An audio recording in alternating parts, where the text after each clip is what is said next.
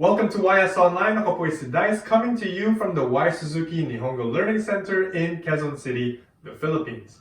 Last lesson, we discussed the particles wo and particle de to make new sentences with the sentence structure noun wo or de, verb mas. If you need a refresher on this sentence structure, check out the links in the description box below. This lesson, i-combine natin silang dalawa para gumawa ng mas mahaba pang sentences. So, make sure to take some notes para sa challenge mamaya. So, ready na ba kayo matuto ng Japanese in Tagalog? Are you ready to learn Japanese in Tagalog today? Alright, let's get started.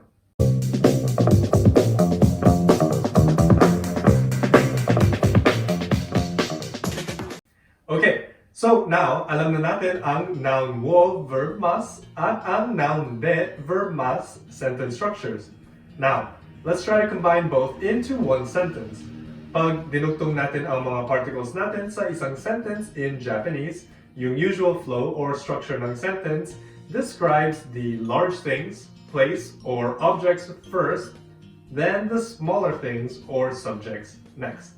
So to make this kind of sentence, our sentence pattern is place de, noun, object, o verb mas.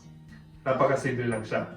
So for example, gusto natin sabihin na may ginagawa tayo sa noun sa isang lugar. So let's say for example, I watch Netflix at home. Ang home ay ie or uchi.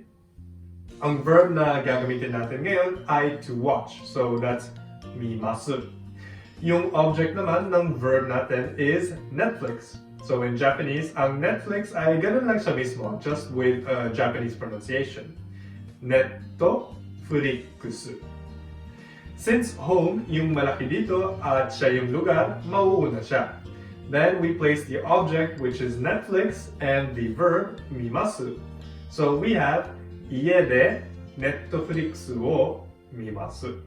Let's look at another example. In Japan, napakaraming mga parks at maraming pwedeng gawin sa parks, no? This time gusto natin sabihin na nagbabasa tayo ng libro sa park. Or I read my book in the park. So, park in Japanese is kouen. And book is hon. Yung verb natin dito ay to read or yomu, which becomes yomimasu in masu form. So, kouen ang lugar natin, so ilalagay natin siya sa first part ng sentence followed by location particle de. Next, yung noun na subject ng verb followed by the wo particle. And lastly, yung verb natin in masu form, which is yomimasu. So, ang complete sentence natin in Japanese is koen de hon wo yomimasu. Okay, one more example before we move on. Halimbawa, nasa Japan na tayo at umiinom tayo sa Japanese style na bar. So, this is called izakaya. This time, we want to say na umiinom ako ng sake sa bar. I am drinking at an izakaya. In Japanese, we would say izakaya de osake wo nomimasu. Ngayon naman, tatalakayin natin kung paano nag-iiba ang sentences natin sa pamamagitan ng verb conjugation na gamit natin. Ang verb mimasen ka structure ay isang paraan para mag-imbita ng tao. Parang niyayaya mo ang listener sa paggamit ng masenka, no? Masenka in English is won't you or will you not. So kung gagamitin natin ang verb masenka, simple question lang siya, no? Sa example natin, ginamit natin ang to watch, which is miru. Papalitan lang natin siya into masenka form para itanong mimasenka. Mimasenka. Won't you or will you not watch? Ngayon naman, tignan natin kung paano natin gagamitin ang verb masenka sa sentence structure ng particle wo. Gamit ang same verb, idadagdag natin ang noun and then wo sa umpisa. So, let's try now to say, won't you watch a movie? Ang movie in Japanese is eika. And alam na natin ang watch, di ba? Miru. And this time, gagamitin natin ang masenka form para mag-imbita. So, gagamitin natin ay mimasenka. So, Ang sentence natin dito ay eiga wo mimasen ka? Eiga wo mimasen ka? Won't you or will you not watch a movie?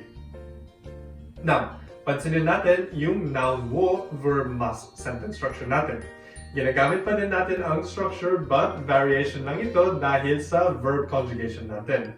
Since wo ang gamit natin dito, yung movie ang subject ng verb at panonoorin natin siya. So, dagdagan naman natin ulit ng particle de para pag-usapan din natin ang lugar kung saan tayo mag-iimbita manood ng movie. So here we start with ie de mimasen ka. Again, same sentence structure, but iba lang dahil sa masen ka pattern natin. Sa English, ito ay won't you or will you not watch at home? So, tinatanong na natin ngayon ang lugar kung saan magaganap ang action or verb. So, ang sentence structure natin dito ay place de noun wo verb masen ka. Let's look at an example. Ie de eiga wo mimasen ka? In English, that means won't you or will you not watch a movie at home? So, ang place natin is ie or house. Ang subject natin ay eiga or movie. And then our verb is miru, to watch. Okay, so paano naman natin ito sasagutin? Napakasimple lang yan. Isang paraan ay simpleng tanggalin ang ka. Alam natin na si ka ay dinadagdag lang sa dulo para gawing question siya kung wala ito. Okay, so paano naman natin ito sasagutin? Napakasimple lang yan. Isang paraan ay simpleng tanggalin ang ka. Alam natin na si ka ay dinadagdag sa huli para gawin siyang question, right? So kung walang ka sa dulo, magiging statement lang ang natitira.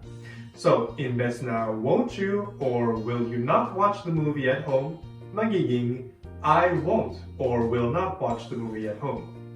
Ie de eiga wo mimasen ka becomes ie de eiga wo mimasen.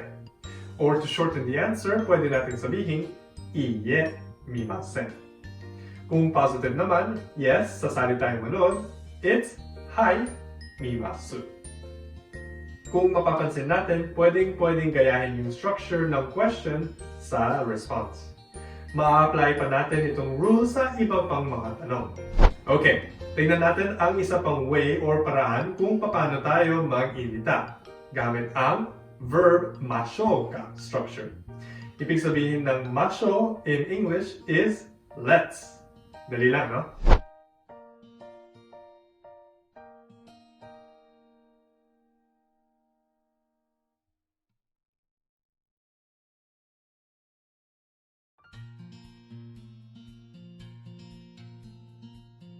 So, ang tanong natin kanina ay won't you or will you not watch the movie at home? Or, ie de eiga wo mimasu ka? Ngayon naman, try natin mag-imbita gamit ang verb masho ka structure. Sa sample natin, let's watch the movie at home. In Japanese, that's ie de eiga wo mimashou. So same lang ang rules ng paggamit ng masen ka at masho ka sa sentence pattern, no? Ilalagay lang natin ang verb na naka-conjugate into masu form and then papalitan lang natin ang masu sa masen ka or masho.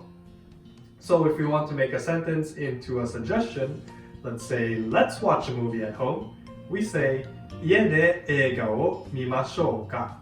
Alright, that's it for today's lesson. Thank you very much for watching as always, and be sure to like and subscribe to our channel and turn on that notification bell for more Japanese lessons in Tagalog. For YS Online, my name is Dice. Ja, mata ne!